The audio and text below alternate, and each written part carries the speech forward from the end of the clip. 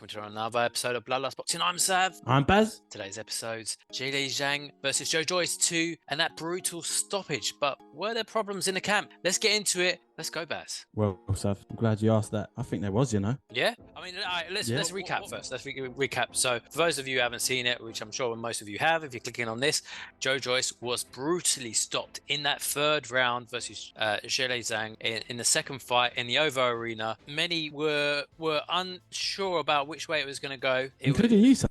Yeah, I was. Yeah, well, we put out some late predictions, but I don't feel they were late enough. I feel I should have waited a little bit more. I mean, you got yours right. You didn't get the round right, but you got KO Zhang. I went for Joyce KO. And I'll tell you why I gave Joyce the KO and why I thought initially he was going to win and turn it around. So in the first fight, I don't feel like he had anything to fight for, because in the start of the week you had all this Saudi news about the top four. AJ, I remember you telling me that. Yeah, AJ, Wilder, Usyk, Fury in this big heavyweight tournament, and Joyce was getting himself ready for this eliminator, and you could tell that he just dropped towards the end of the week because his name wasn't mentioned. Like, he didn't feel part of it. Exactly.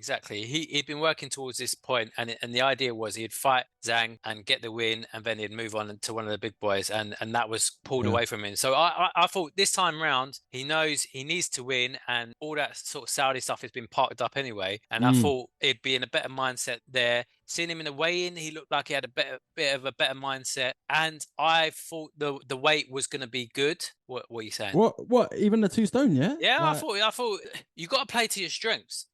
Joe Joyce is not a mover. So what has he got? He's got power and he's got a chin. So you put on more power and you keep the chin. Because in the first fight, when he was hitting Zhang, he wasn't pushing him back, and he looked like he overtrained. So I thought he had two more stones of power, raw power, animal power, and I thought he'd be able to get some respect. The problem is, Sav, what you're missing here. You know when you got like a lump of concrete, yeah? You've got a sledgehammer, and you're just pounding that lump of concrete. Yeah, I do it every day. I do that, mate. yeah. Over time, that concrete is going to start to show some cracks. It's going to start to split apart, and one day it's just going to crumble, bruv. And that's just what happened. All right. That granite jaw. Yeah, but you that say granite that jaw can only take so much. But if you were hit with 20 stones worth of Zhilei Zhang power, anyone's going to, and he almost got up. I can't believe it. The heart of Joe Joyce. He's got heart. That's why we like him. It was mad. The thought that he almost got up. No one else would have even. Everyone else would have been out cold. But I mean, let's take it back a bit though, because even other further than the Parker fight, I mean, I don't even think Dubois was a proper test for him, realistic. I thought it was a good test at the time. He gave Usyk problems. Yeah, but at the time, I don't think he had...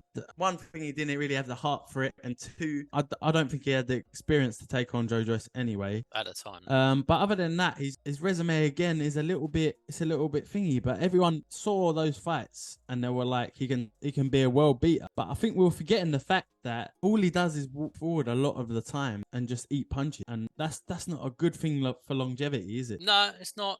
But it was working up till now. So up till it was Zhang, working up till now. I just thought Zhang had his number. Like, every fighter's got a fighter they'll fight, and they'll just have your number. And Zhang is that guy, like a southpaw, big guy who can move a bit as well. I didn't realize how good a movements. It does move quite Zhang, well. I every time I've seen him before, he's been a bit stiff, but his movements that was actually on point last night, and even in the last fight. So yeah. You could tell he's getting his timing in. Yeah, and Joyce is not going to come across anyone much bigger than Zhang, or generally every other heavyweight is going to be a bit smaller and won't have as much power. So I just think Zhang had his number, and it was just one of those things. It's like we AJ and Usyk. Usyk's just got AJ's number. There's nothing to do about it. Better man won. The problem is, I feel like this is just kind of showed how one-dimensional Joyce can be. Yeah, but like, if it works, don't get me wrong, he's got the work rate. He's got he's got a great engine as well, and that's why I thought that's why we're saying if he takes it deep into the fight,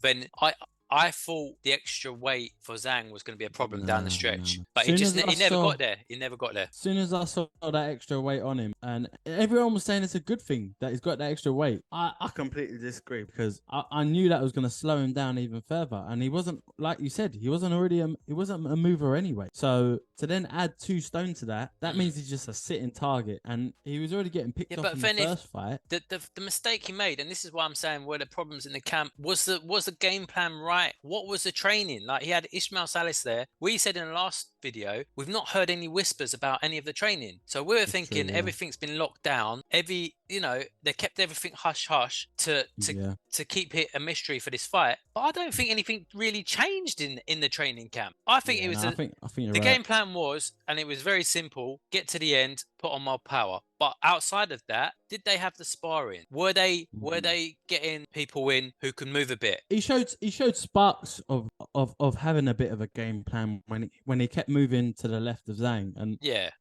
I could see that working. It was working for him to stay but the away, jab was but even then, the jab was so poor, man. The jab was terrible. It was pouring it out. Yeah, it's like me when I'm reaching for cake or something. I'm just like, I don't know. Even that's more solid than that.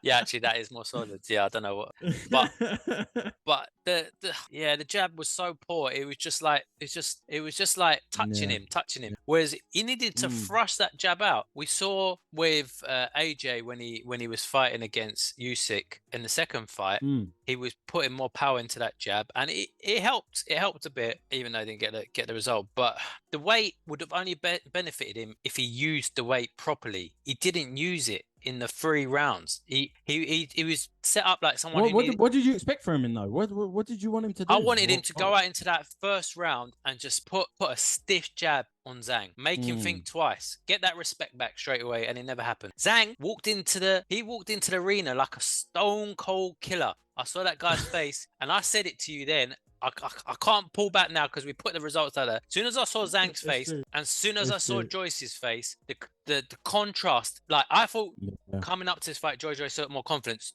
Last night in the ring, he did like before when he was warming up, he looked nervous as hell, and Zhang looked like he was out on an assassination attempt, mate. He was I felt like Zhang could have had a little power nap in between. Like it was that calm. He was so calm, so calm.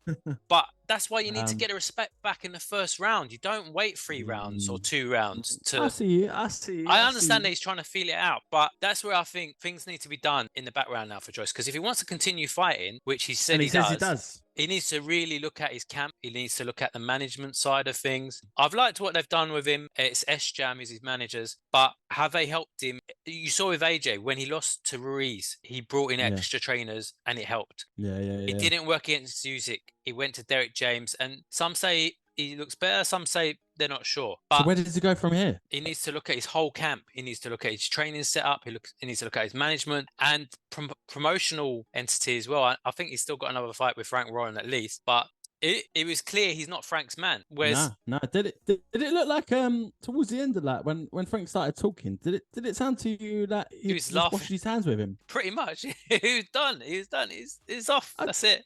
Is Zhang actually being promoted by? He's got promotions. I think Queensbury got an option on Zhang, so there was no talk of that to begin with, was there? Was there? Yeah. When I just assumed that it was Joyce was his man, and that was it. He was gonna back him. He had options on both. So yeah, Frank's happy either way. He's made his money. So. But anyway, I feel deep. That's deep on Joyce's behalf. Yeah. But we're big fans of Joyce. We want to see him come again, and the only thing is, you can tell already he's regretting taking the fight in the low now. He's regretting taking the fight in the first place, and you can't sit in that mindset for long, because if you do want to come again, you can't dwell on that, because that's going to eat you up, man. And that could change his whole persona. If he sat out and just waited, he would have got that big money fight. But he was doing the right thing. He was taking a fight with a southpaw, trying to prepare himself in case he fought Usyk or someone else. He was doing the right thing, but by doing the right thing, he's missed out on that big payday. And he needs to work his way back up to get it again. Yeah, and do you think he can do that? Who do you think he should take on next to try and get his confidence back? I think a Dillian Whyte fight would be a good fight if Dillian Whyte ever gets cleared again. We've not heard anything else about that, have we? That's gone really quiet. About that. There are other fighters out there I suppose maybe like a The maybe Dubois like a rematch is there Wallin as well. or a Reese or something like Yeah. that. Otto Wallin would be a good fight for him, but it's another southpaw though, isn't it? I think Wallin, so you wouldn't want to. Yeah, it's a tough one. It's a tough one. He's clearly got issues against southpaws, so you don't want to go That's back into true. with That's another true. Yeah. southpaw. How about Zhang? Where do you think Zhang Oh, goes I now? mean, we've been talking about Joe Joyce, but yeah, Zhang, massive respect for him. He's coming again. He's coming back into the UK, into the Lions Den, and Yeah. he's just pulled off a 40 massive. years old, son. I 40 was years. dissing him. I was dissing him for being old. He's And the just man he's getting younger. I don't understand it. getting younger. They said he had a great camp. They said his conditioning was on point, and it showed. I want to see him get a big fight. I want to see him get a big Yeah. fight. It Yeah. might take a bit of time. You know what? I don't think he will though.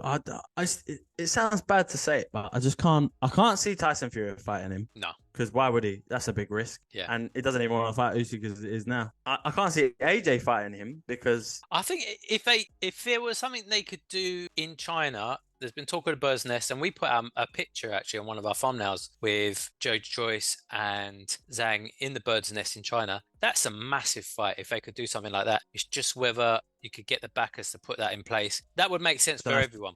Again, I know the money would be there, but I'm not sure if Matchroom would want to. He needs to take on a title. Yeah, title fight next. If not Wilder. Would Wilder take him on? I think Wilder's just looking for a big paycheck now. So if the money's there again, I think Wilder will take it. But then again, it's another southpaw. It's a risky fight. So yeah, it's a tricky one. Zhang, I'm not sure where he goes from now, but he's in a great position. He's increased his profile massively. If it wasn't already big enough, definitely. I think it was big in his home country, but he's definitely increased it with the casuals and the boxing public in the UK and America. So he's done himself a world of good, and hopefully, as I said, he can get that big fight next, or big fight next. Yeah, well, let's see what happens. Yeah, I mean, there could be a tick-over fight, maybe like a Joseph Parker in between, maybe. I don't know. Could do. I don't know where he's hiding at the minute. Yeah, he's going to be on that. He's going to be on the Tyson Fury undercard, I think. Yeah, I think he is. Possibly. Yeah, so if he gets a win there, maybe there's something they can do there. Yeah, true. The other fight card on the night was a DAZN card. We didn't do a preview on that, and we've still got to see the fights. But it was Hitchinson versus Zapita. Hitchinson got the win, and I believe it went the distance. You also had Sandy Ryan versus McCaskill as well. We heard there was a robbery on there, and we both controversial that one. Yeah, we both need to have a look at it before we can really comment on it too much. And obviously, there was a return of Conor Benn, which we've sort of ignored for now, but he went the distance with a young Mexican fighter. Apparently, it was a really good fight. Yeah. Just need to check it out, don't we? I'm not gonna lie, I was getting slaughtered in the comment section again. I believe because he didn't get the finish, and yeah, I mean, listen, it's his first fight back in 18 months. I'm just happy to see him fight. To be honest, now I'm a little bit sick of I just can't be asked for the rest of it now. So just want to get on with it. I just want to get on with it. I mean, if the board ain't banned him already, then just let him fight. Then there's a lot we can say or that we want to say on it at the moment, and I think that's a whole nother video. But yeah, we got something in the works. Whilst he's not officially banned anywhere. Oh, don't use stars, Rolls. No, what I'm saying is, whilst he's not officially banned anywhere, then what's he going to do? He's going to fight. Might as well, isn't it? Yeah. But the whole situation's a complete mess still, so we need to just look at it. But we have got another video coming out later on in the week. We actually filmed it before we knew Conor Benn was going to be on the card, and before the whole news came out with the British Boxing Board of Control. There's a bit of controversy there to do with a bit of racism, just a bit of racism, casual bit of racism in it, or alleged racism, and the treatment of certain people. So I think there's a few videos we want to do. It's just getting it out in time. So yeah, just to give you the heads up, but we've got a video coming up. But it was filmed before the whole Conor Benn stuff and the British Boxing Board stuff. So yeah. Anyway, if you haven't already, hit that like button and subscribe. Boom.